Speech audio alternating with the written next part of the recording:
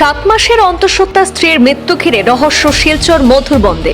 পরকীয়া প্রেমের একই ভয়ঙ্কর পরিণতি। 7 মাসের অন্তঃসত্ত্বা পত্নীর উপর শারীরিক আঘাত এবং শ্বাসরোধের অভিযোগ স্বামীর বিরুদ্ধে। পরকীয়া সম্পর্ককে কেন্দ্র করে পারিবারিক দ্বন্দ্বের জেরে অন্তঃসত্ত্বা মহিলার মৃত্যুর অভিযোগ। অন্তঃসত্ত্বা পত্নীর উপর শারীরিক আঘাত এবং শ্বাসরোধের অভিযোগ স্বামীর বিরুদ্ধে। স্বামীকে গ্রেপ্তার করে তদন্তে নেমেছে কাছাড় পুলিশ। স্বামীর পরকীয়া সম্পর্কের জেরে রাবিয়া বেগমের মৃত্যুর ঘটনায় ছড়িয়েছে চাঞ্চল্য। মৃতের পরিবারের অভিযোগের ভিত্তিতে গ্রেপ্তার অভিযুক্ত স্বামী বীরু মিয়া। জানা যায়, শিলচরের মধুরবন্দে সংঘটিত হয়েছে এই মর্মান্তিক ঘটনাটি। পরকীয়া প্রেমের পরিণতিতে এক 7 মাসের অন্তঃসত্ত্বা মহিলার মৃত্যুর ঘটনায় স্বামীর বিরুদ্ধে গুরুতর অভিযোগ উঠেছে। আর সেই ঘটনাকে কেন্দ্র করে গোটা অঞ্চল জুড়েই তীব্র চাঞ্চল্য বিরাজ করছে।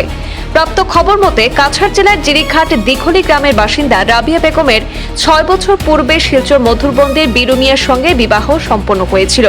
বর্তমানে 2টি সন্তানের মা রাবিয়া বেগম ছিলেন 7 মাসের অন্তঃসত্ত্বা। অভিযোগ মতে বিবাহের কয়েক বছর পর থেকে বীরু মিয়া অন্য এক মহিলার সঙ্গে পরকীয়া সম্পর্কে জড়িয়ে পড়েন। এমনকি 2 মাস পূর্বে তিনি সেই মহিলাকে গোপনে বিবাহ করেন বলেও অভিযোগ রয়েছে। আর এই বিষয়কে কেন্দ্র করে স্বামী স্ত্রীর মধ্যে প্রায়শই অশান্তির সৃষ্টি হতো। স্বামী বীরু মিয়ার বিরুদ্ধে রাবিয়ার উপর শারীরিক নির্যাতনের অভিযোগও রয়েছে।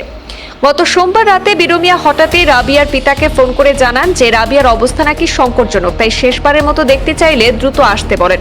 খবর পেয়ে রাবিয়ার পিতা সহ আত্মীয়স্বজন তার বাড়িতে পৌঁছে কাউকে না পেয়ে শিলচর মেডিকেল কলেজ হাসপাতালে যান। সেখানে গিয়ে তারা রাবিয়ার নিথর দেহ দেখতে পান। পরিবারের দাবি, রাবিয়ার শরীরে আঘাতের চিহ্ন ছিল এবং ঘটনাটি স্বাভাবিক নয়। তাদের অভিযোগ, স্বামী বীরু মিয়া দ্বিতীয় পত্নীর সঙ্গে সংসার করার উদ্দেশ্যে পরিকল্পিতভাবে এই ঘটনা ঘটিয়েছে। পরিবারের পক্ষ থেকে আরও অভিযোগ করা হয়েছে যে অন্তঃসত্ত্বা অবস্থায় রাবিয়ার উপর মারাত্মক শারীরিক আঘাত করা হয় এবং শ্বাসরোধের ঘটনাও ঘটে থাকতে পারে। এই ঘটনার পর মৃতের পরিবারের পক্ষ থেকে দায়ের করা এজাহারের ভিত্তিতে শিলচর মেডিকেল কলেজ হাসপাতাল থেকে অভিযুক্ত স্বামী বীরু মিয়াকে গ্রেপ্তার করে তদন্ত শুরু করেছে কাছাড় পুলিশ। গত 6 বছর আগে আমার বোনের বিয়ে হয়েছিল শিলচর মধুরবন বীরু মিয়ার সাথে।